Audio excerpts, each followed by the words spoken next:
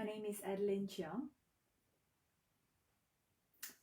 So in today's video, I would like to share with you my 10-day self-practice challenge. Some of you have joined me last week and the week before when I suggested to have this 10-day self-practice challenge where I live stream my personal practice and to share it and invite you to practice with me across the screen. It was half an hour every morning that I have live streamed my practice, although I do have my practice a little bit earlier and also throughout the day, but it was my intent and my attempt to share part of my practice with you, hopefully to share, to inspire and to challenge your commitment towards self-practice, and also beyond 10 days, beyond that. And all those self-practice live sessions I have recorded and I've posted on my YouTube channel, where you can always revisit and watch and comment and share your thoughts about the self-practice that I've recorded. And in today's video, in this video, I'd like to do a quick summary and also reflection on this self-practice, or in general my self-practice, so I can share this small nugget with you about myself, about me. So firstly, as you're joining, you can probably introduce yourself and maybe share with me a little emoticon and how are you today, so that we are in community and we are actually exchanging here across the screen. And I wanted to say that as I come to my self-practice each day, I draw inspiration from various sources. I have studied obviously years of yoga from different styles, tradition, teachers, approach, as with several movement education like body-mind centering, somatic, Hana, somatic, and other movement education systems, and also drawing through my meditation practice, from my Vipassana practice to my Yoga Nidra practice, I-Rest Yoga Nidra practice, and from various sources. So it's not specifically, so I can't really tell what style I was practicing or particular lineage, but rather it is actually a coming together of the net sum of all that I have experienced and those who has influenced me in my living, breathing and practice movement. And one thing that really governs, before I even just quickly go through the summary of each day's practice, if there's any question, if some of you have watched it and have questions about some of the practices or probably comments, please do type it in the comment box so that I could actually have a little bit more conversation with you. But all in all, I want to say that what governs my self-practice is deep listening. Simply, when I have a moment of not quite sure what to do next, or how do I arrived at a self-practice that would deeply nourish me, is to simply pause. Every now and then you'll see throughout the videos that there were moments that it's just nothing. I'll just pause, like stun and pause, and wait for impulse to arise, wait for the body to suggest if there is a need to be met. Is that a quieter, slower pace that the body is craving and wanting to be, simply being there? Or is there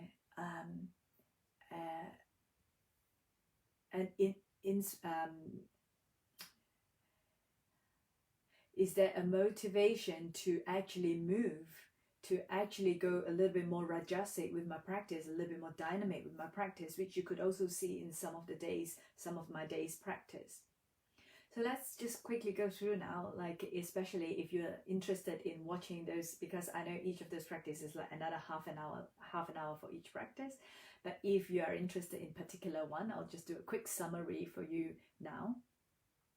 So the day one practice, I actually did put it in the YouTube description also in terms of the sequence of exploration, postures, movement that I was exploring. So you can actually refer to the description as well, but not as a way to follow exactly the sequence, because the sequence that was there was actually written post after the event. So during the practice, it was really spontaneous. It was whatever comes up, and only post after the recording, after I posted it, and then I added like what actually happens during the practice. So I've written down, and I'm just summarizing it now for you. So the day one practice of the 10-day practice, at the beginning, I started with somatization through some lateral and contralateral spirals and movement. That I use it as more of a warm-up for my body, and gradually you can see how that is, how easy I can come into Bhujangasana, back bend extension. So that's really how I enjoy in terms of mobilizing every inch of my body before I take it into a more specific, or if there's any positions or target area that I wanted to attend to, but really just taking a moment, pausing, and then beginning my inquiry practice. And you'll see there's a pattern of I'll often start with an inquiry and then to continue with the practice. So somatization through lateral and contralateral spiral, followed by Bhujangasana, back bend. And then some exploration of flexion extension. I was just moving dynamically through exploration of flexion extension. And the highlight for this this first day practice was actually the use of the cross belt for psoas release gradually into supine Tadasana. I use this part to particularly calibrate the neutral curve of my spine when I come into stand in Tadasana. Although this is supine lying down, that I have the support and reference of the flat surface to give me information as to how far forwards and back is my head. And with the cross belt, it really helps to stabilize the pelvis position, and therefore neutral lumbar curve, and therefore releasing my psoas, and therefore the alignment for my Tadasana eventually. And of course, I use the same cross belt, continue with bridge pose, Setu Bandhasan, then Supta Matsyendrasana, so a little bit of supine twist, mobilization, and Supta Baddha Gustasana, which is the lying down, legs elevated. I use a belt for that. And then headstand. I really enjoy headstand as part of my practice most days, almost every practice. And that might be another story how I practice and prepare for my headstand over years, that it is not through just staying up for 10 minutes or 15 minutes or 20 minutes eventually, and then the stamina for headstand, but rather you'll see in day two practice, I'll explain a little bit more, it's the recalibration of head-tail alignment, the neutral spine curve, in order to support my headstand in my practice. Headstand, and then I finish an prone release with 2 bolsters. So that's day one practice. Day two practice, I started with chant Gayatri mantra with hand gesture and mudra. This is inspired by my study with Richard Miller And during retreats with him, we'll often chant Gayatri Mantra with the mudras every morning. And then very dynamic head to tail connection movement inquiry. Same head to tail inquiry throughout this practice. So there's into cat cow, into flexion, extension, mobilization, and then a little bit of other Vrksasana half camel pose just to get a little bit of lateral and also some rotation back bend, and then downward facing dog. Lunge with rotation, exploring my hips in Gomukhasana, and then Bhujangasana, Cobra variation with bolster. Now this is one that I highly recommend. So day 2, Bhujangasana, probably midway into the sequence, where I was using a cross bolster variation to educate and the gradualness of extension, the engagement gradualness of the extension. Bhujangasana, and then handstand was my play and inversion for day 2. So I did some handstand against the wall, and I really like keeping my feet against the wall because it really trains me how I could navigate and support my trunk, and the pelvis position over the weight, literally just observing gravitational force that is coming through when I'm in that like kind of half handstand. So like, feet against the wall handstand. So take a look if you're interested in that variation. And then of course, my favorite seated twist. There are lots of variations of seated twist, but this is one of my go-to, the dynamic variation of Bharadvaja's seated twist, which allows my pelvis and my whole structure, whole body to move into rotation, dynamically exploring the availability of rotation and twist. And then, yes, Sukhasana, forward fold as a quieting pose to finish. So that was day 2 of my practice. And day 3, that was juicy. I really enjoyed my day 2 practice. Now, just reading back at the sequence, I started off with just navel radiation inquiry. So that in itself, it's just nourishing. I could just do that. I could just do navel radiation for the whole practice and feel complete with it. Pausing, waiting for the breath to suggest navel radiation. Navel radiation is one of the pattern that I've learned initially from Donna, my teacher, and very much that I further investigate through body-mind centering work, a somatic movement exploration. So that's navel radiation inquiry into Bhujangasana, Cobra, into downward facing dog, side plank. So if anyone's interested in some dynamic side plank variation, play there. Tadasana, but really expressing from, again, navel radiation and into a little bit of figure of 8 exploration, and still coming back to navel radiation into tree pose, into a balancing pose, Vrksasana, and then into plank variations, and Trikonasana, Gomukhasana for the hips, followed by Vrksasana. So for this practice, I did like half headstand and just wanted to just be there and compact and stay with that compactness and really stay with that center of gravity calibration, followed by supported child's pose.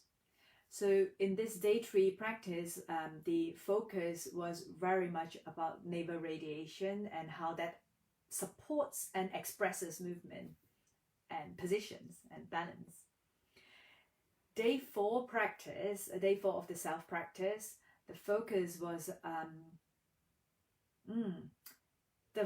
was really just on spinal flossing, spinal jiggling, spinal flossing. Spinal jiggling is what I used to call it, but spinal flossing is one of my colleague from New Zealand, Sam Lowe. She calls this spinal flossing because it's it's actually doing so with a little hand towel. You see also right at the beginning of the practice, the first 15 minutes I spent just to articulate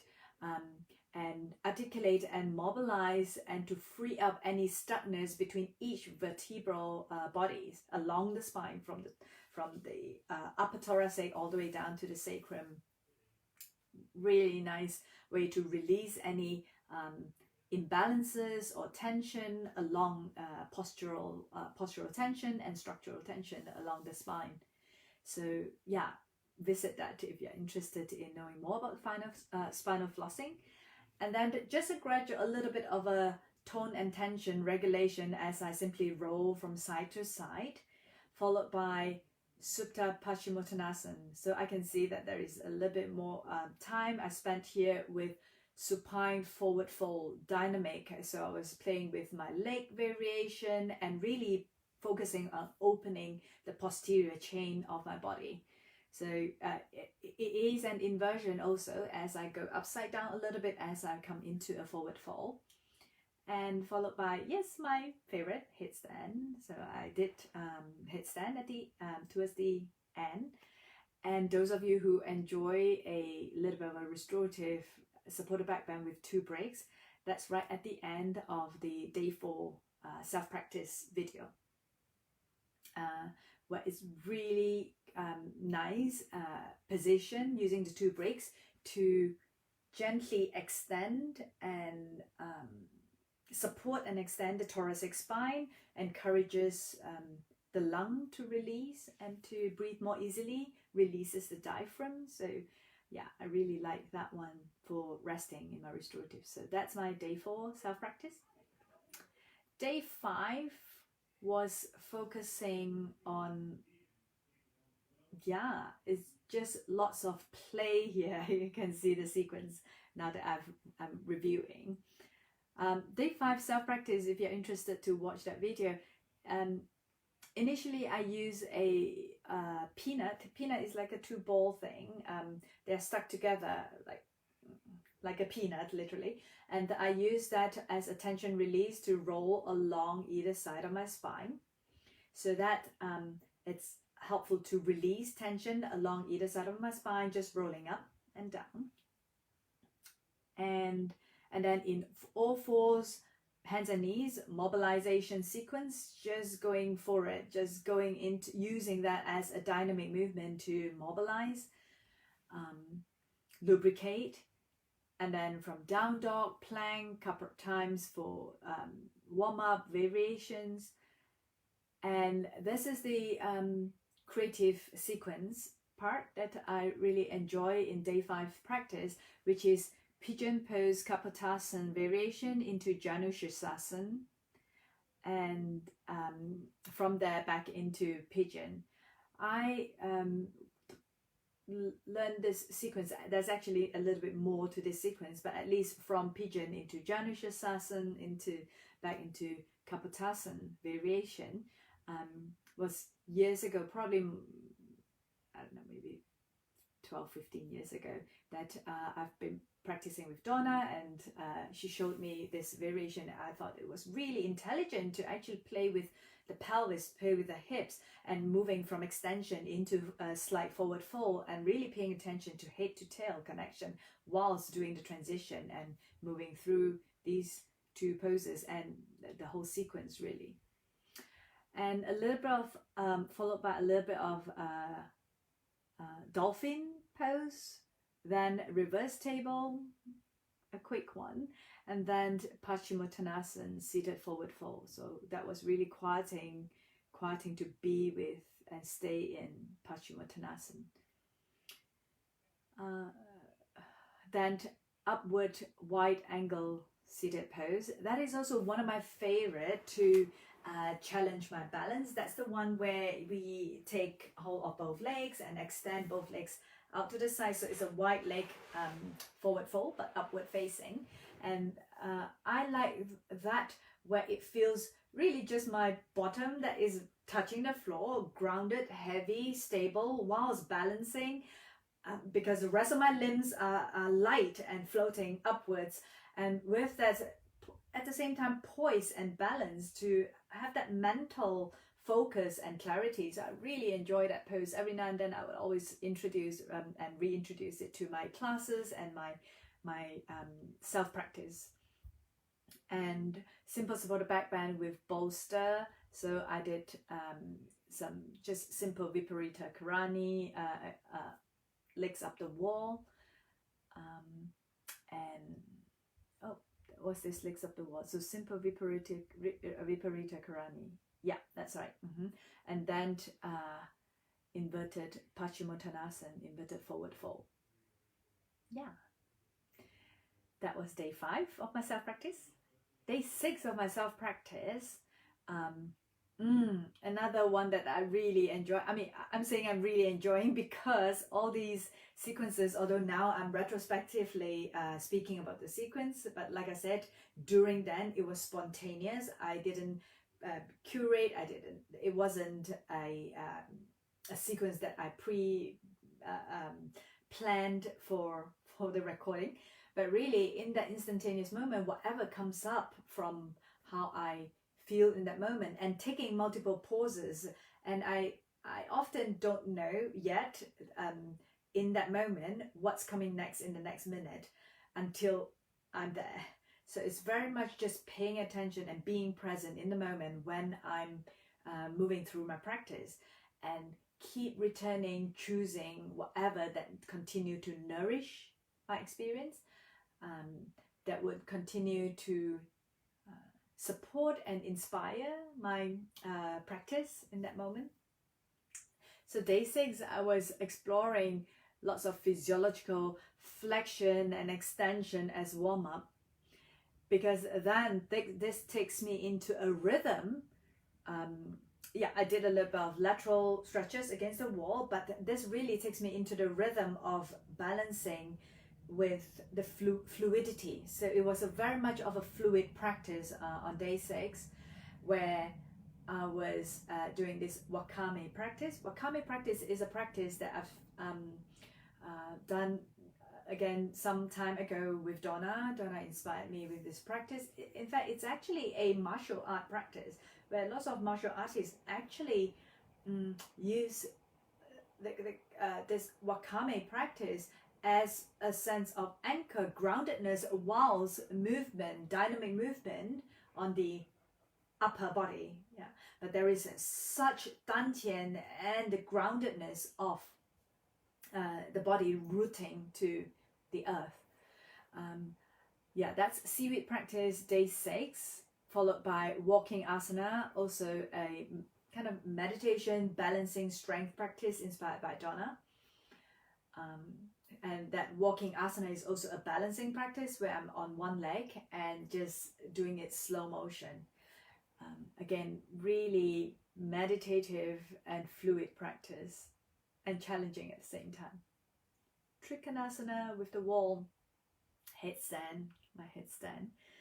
And I did some humming bee breath at the end, which is kind of humming bee breath. So that's day 6 of my self-practice. Day 7 of my self-practice. So day 7 of my self-practice, Bhujangasana prep and flow sequence. So I was playing with the extension and gradually moving into extension fluidly, gradually, warming up my spine at the same time. So using that as a beginning pose, but also as a mobilization, as gradually moving into extension and realigning the body structure. Down dog into Chaturanga Dandasana flow sequence. So I was doing quite a few of those to build up some heat and the flow of it. So I'm really enjoying the flow for this. I did also, again here, pigeon pose to Janushasana, head to knee pose, and a little bit of variation where I would take my legs, my leg up. So that variation I practiced a few days ago also as playing around with the hips, because in pigeon it's the hips and in Janushasasan it's the hip on the other side. But really there is internal rotation, external rotation, extension, flexion. It's just all encompassing when I pair those two poses together in a sequence and alternating between sides. Then I take a variation of Navasana. That is also why I like this variation of Navasana. I couldn't explain it during then when I'm practicing, but now I could just quickly say this. It's that it really helps me pick out if there is any asymmetry on one side more than the other, or if there is any imbalances in terms of engagement in my core on one side more than the other. So when I take one leg up and I take the other leg up, I'm really assessing if there is one side that is a little shakier, wobblier, that needed a little bit more encouragement before I take both legs up, because otherwise the body tends to cheat and would just probably use the dominant side to do most of the lifting or engagement to perform or to do the position or the movement. So take a look at day 7 self-practice and Navasana towards the second half if you're interested in that to play with asymmetry using Navasana variation of that. And then the play and inversion here towards the end, it's from reverse table into Urdhva Dhanurasana, wheel pose. I don't practice that pose very often, but once in a while when I feel like really drawn to just open and extend and invert and just spin myself around, so that would be when I'll just go up. And like I said, it's not premeditated, I didn't plan for it, but it was spontaneous in that moment that it feels right or feels impulsive for me to go there, and it just nourishes my heart in that moment. And then I finish with alternate nostril breathing, Nadi Shodhana. So Nadi Shodhana breathing.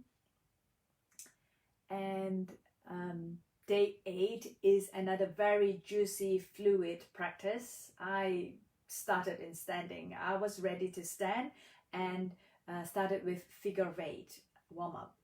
So figure of 8 warm up to laterals, to spirals, and this is also a sequence that I've practiced with Donna many times, and she actually has this posted on her Facebook also. So if you'd like to see another practice of figure of 8, do check on her Facebook page.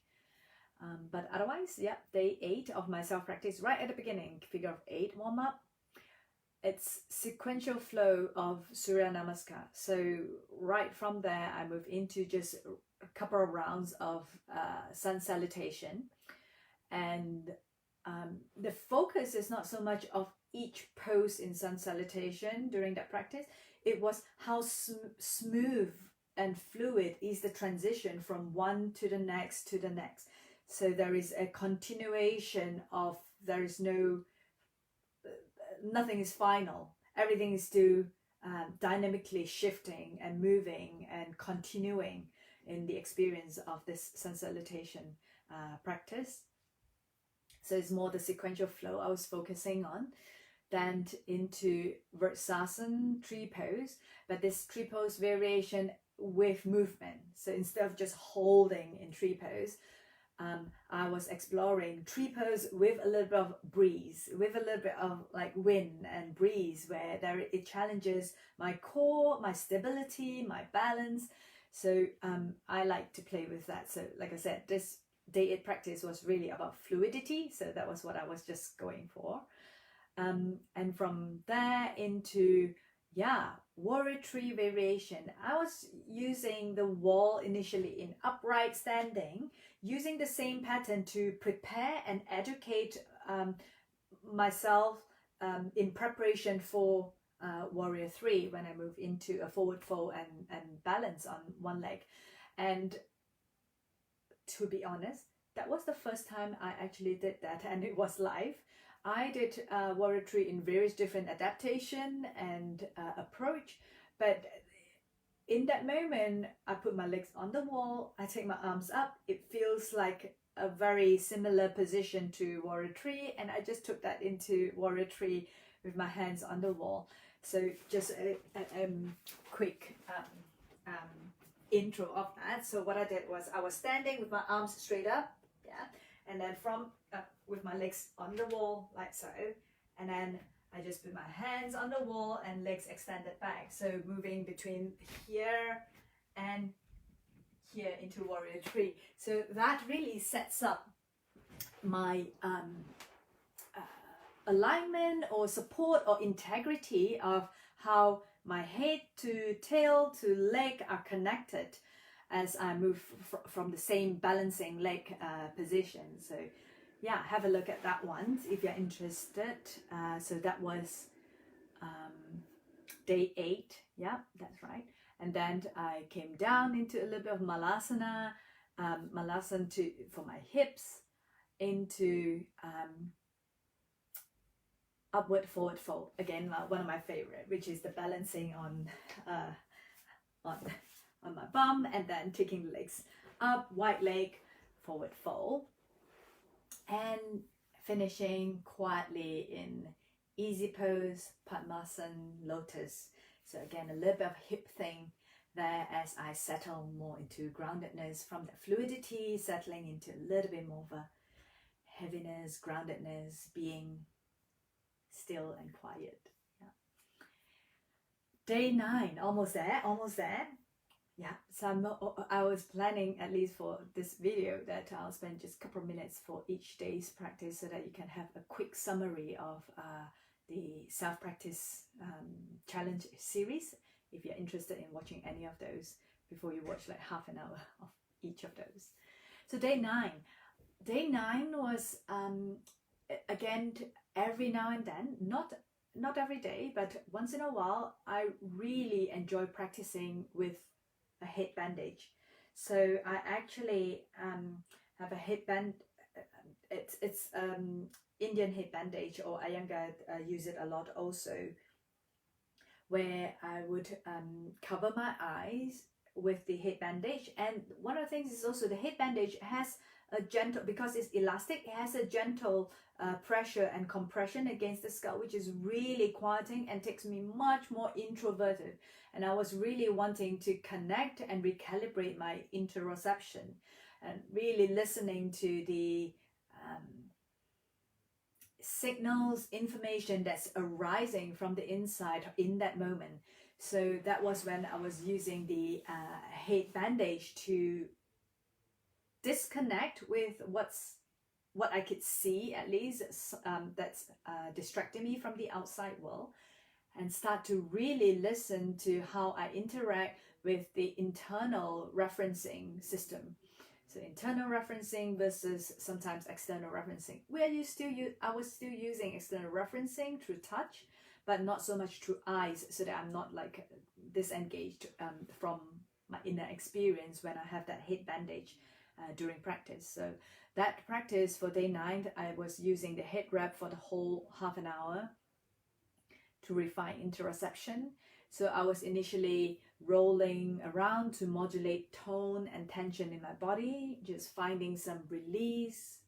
Yeah, and you can see that again throughout these practices, there were moments of pause and just waiting and just allowing the body to show up and to express in that moment. And mouthing, a little bit of mouthing, which is another pattern that's developed in developmental movements with body-mind centering, and finding head to tail connection, navel radiation, moving into Bhujangasana, navel to 6 limbs connectivity.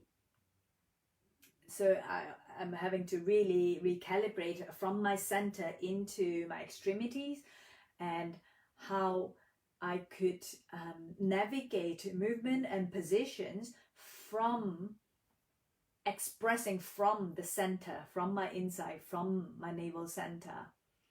So navel to 6 limbs connectivity, and then into Parshvottanasana, standing pose challenges my balance a little bit with my eyes closed that way.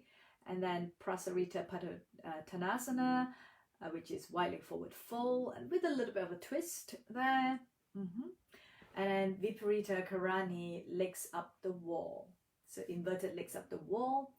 And this was, yeah, so the earlier one was suspended. My legs were suspended and then into Paschimottanasana. But this one was legs up the wall, against the wall. Again, still head bandage. I still had the head bandage throughout the practice, into then just inverted Sukhasana as a continuation from there and staying in inversion for longer. So that's day 9 practice. Finally, day 10 practice. Take a pause. I was just pausing and reflecting. I was really taking a moment to reflect upon, like, oh, that's 10 days of practicing live, sharing with you across the screen, and there were a little bit of narration in that moment. There was a lot of thoughts and things that were like, okay, am I doing my practice, or do I want to just interact and want to talk to like people across the screen and things? So there was a moment of that. So I allowed myself to just be there, and I paused and stayed in child's pose for a little while.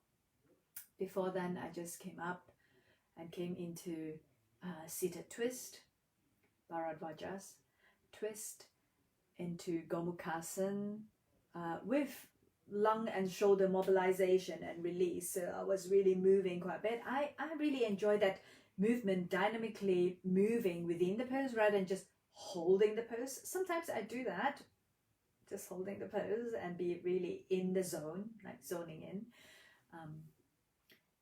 Whilst a lot of times I really enjoy that palpation and expression of movement that's fluid within the inside, because we are fluid. We are 2/3 fluid within an adult body, inside the body. Yeah. So, and then I did Uttanasana, half forward fold, and then upward facing dog, Urdhva Mukha Svanasana, Ustrasana with chair. So in day 10's practice, I was really using the chair from here onwards, from up dog to Ustrasana with chair. This is a variation of Ustrasana that I really like and enjoy when I introduce it to students, especially it is a strong back bend with camel pose. And with the chair, in this adaptation and variation with the chair, I could really educate myself, or if I'm teaching, I could educate my students how to really pay attention to the elongation of the frontal chain whilst maintaining openness, spreading, expansiveness of the posterior chain, to gradually move into whether a deeper fold or a deeper breathing, and paying attention and educating gradually into the back bend, into extension. So have a look at that variation with chair, Ustrasana, if you're interested. That's in day 10, kind of halfway through. And then into my inversion series. This is one of my favorite supported inversion series. It's restorative. If I were to stay there for much longer than what I've shown in the self-practice, that was a little bit shorter. I was using it more actively to move through the sequence and series. Whilst that same sequence, I could easily spend 1 hour and just be in that whole like shoulder stand sequence, restorative inversions. It's actually also a sequence and poses that I introduce in my advanced restorative training. So those of you who have done that with me or intend to do that with me, we will review and revisit, visit those poses in detail, and to make it sustainable and comfortable to be there for extended period of time. So the inversion series here was supported shoulder stand on with chair, and inverted camel pose, upside down, so inverted camel pose, into inverted Baddha Juicy. Really, really like this pose for reproductive health and organs. Viparita Karani 1 with legs elevated on chair. That was when I'm slowly coming down already from like shoulder stand, Baddha Konasana, inverted, and then coming down into legs on the chair. Of course, each of these poses can be independently practiced also, but it was just a sequence that I tend to follow through as a restorative inversion series. And then finally just resting there. So that was my day 10 self-practice. So if you're interested in this restorative inversion series, just probably watch day 10 of my self-practice towards the maybe last 10 minutes or 15 minutes, something like that. Towards the end, that's my inversion. So in general, these self-practice, these of my self-practice, you can see there's a pattern of, there's often, if I'm not in my cycle, which I wasn't during the 10 days, there will often be some inversion where I really enjoy and like. But of course, if it's contraindicated for you, then you'll have to choose something else, find something that is nourishing in that moment. But all in all, what I want to conclude about my self-practice, those that I've shared with you live, as well as every day how I would practice, is not to be afraid to pause. And I would just stay there sometimes for up to 15 minutes of just pausing in child's pose, pausing lying on my front and doing nothing, and just like waiting for the impulse, and waiting to and listening to what my body has to say. What am I either aspiring, or what is needed in that moment? If it's something physical, or is it something more emotional that I'm attending to when I am coming to my practice? Because my practice, as much as it's nourishing me, it's also my refuge. I take refuge in my practice. So in that moment, what do I need or want or desire or aspire from my practice? And that takes me into whatever sequence of poses. So in terms of sequencing, yes, there's a little bit of pausing, definitely, also intermittently, but also I generally would focus a lot more on fluidity and juiciness of the body, just because I'm noticing myself. I am also noticing in many of my students and others that I see, that as we go about our life and our day, a lot of things that we experience, whether emotions, experiences, interaction with others, challenges, tends to contract and tighten us inward.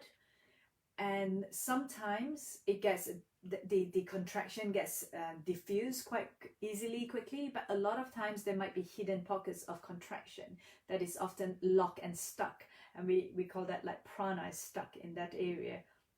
And therefore I like to often encourage a little bit more flow, and that's really what our asana practice, our movement practice, is to allow fluidity and flow of prana through the layers, with like open channel of like all the junctions of our joints and tissue to be juicy and prana rich, if there's such a word, prana rich. Yeah, and it's really to revitalize this body that I have, so that it's healthy, mentally, physically, emotionally. So paying attention to what nourishes me in that moment is important. And sometimes my whole self-practice, like the whole of my self-practice that day, would just be restorative, would just be like, okay, 2-3 poses restorative, and then there goes the hour and a half, hour 15 minutes, and that's enough. And that's like most nourishing and decadent, and just I just would enjoy being there. And to stay true and loyal to my higher allegiance, to really listen, yes, to respond to and choose practices, movement, or positions that would continue to nourish me, and for me to stay true to that, without any judgment, analyzing, narration of what others might say about my practice, because I teach yoga, and I wasn't shy to show it live, and I wanted to share with you truly how I practice. And there will be sometimes, like I said, which are truly just lying around and being with my body and allowing my body to express itself in that moment. So yeah, that's my self-practice for the last 2 weeks, 10 days challenge. I hope, it is my sincere intention, it is my intention to support, share and inspire, and to challenge your commitment beyond these 10 days. So feel free to revisit some of these recording, which are, like I said, on my YouTube channel, each of these 10-day self-practice challenge. This video here is really just a quick summary of what I did and why I did and what was happening during the self-practice, so that you can kind of rewind and go straight to that section or that day's practice for some idea, inspiration, or maybe comment, share with me what you think when you watch it as well. That's all I have for today. I have my self-practice a couple of times a day, and sometimes it's shorter, sometimes it's longer. So pay attention and enjoy your self-practice. Thank you very much for watching. Do subscribe so that you can connect with me here on YouTube or Facebook and Instagram. For those of you who are interested in some live stream session with me, in fact this Friday, 3rd of July, I'm actually doing a workshop on building a daily practice, and that I go through a MRM model which I put together myself, in terms of how to work therapeutically with physical and structural attention to repatterning of the musculoskeletal structure. So very therapeutic model to work with. So do join me if you are interested in that this Friday afternoon, 3rd of July. And also for those of you who are interested in more restorative practices, especially with Shavasana, I think I've mentioned also in the previously in another video what is Shavasana and what about it is important, and do we need to practice every day. There will be this is a course that I put together carefully, supported by some online video material. So it's both live stream and pre-recorded online videos of 7 different variations and adaptations of applications of Shavasana, where we'll go through all 7 variations over a course of 3 weeks. And this course begins next Thursday on the 9th of July. So if you're interested, that's a 3-part, 3 Thursdays, 4 to 6 o'clock, starting from 9th of July. So you can join me on that one. Information is already on my Facebook and on my website. And that is where we will discuss, practice, and explore just various adaptation for when we would choose one Shavasana over another, and how you can choose which adaptation is more appropriate for someone that you are sharing with, or students, and different moments in your life, and together with supported online resources also for that course. So take a look. That's all from me for today. Enjoy the rest of your afternoon, rest of your day, wherever you are. Stay safe, and namaste.